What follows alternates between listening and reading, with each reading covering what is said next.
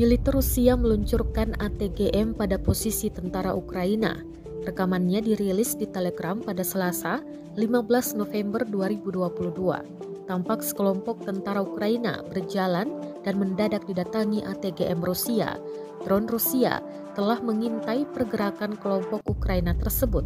Dalam keterangan unggahan disebutkan pukulan akurat dari ATGM pada sekelompok tentara Ukraina.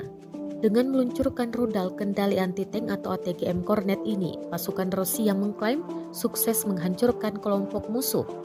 Sayangnya tidak diketahui di mana peristiwa ini berlangsung. Kementerian Pertahanan Rusia hanya menayangkan proses penghancuran kelompok Ukraina tersebut. Пошла запись.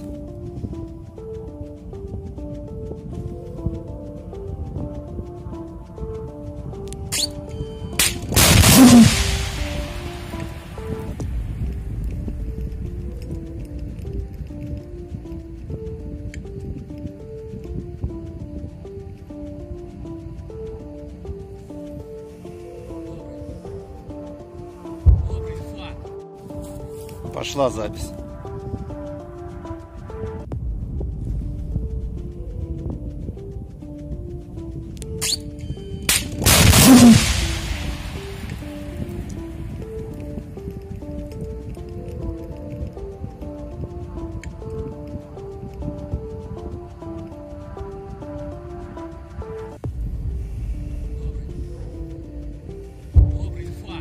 Terima kasih sudah nonton.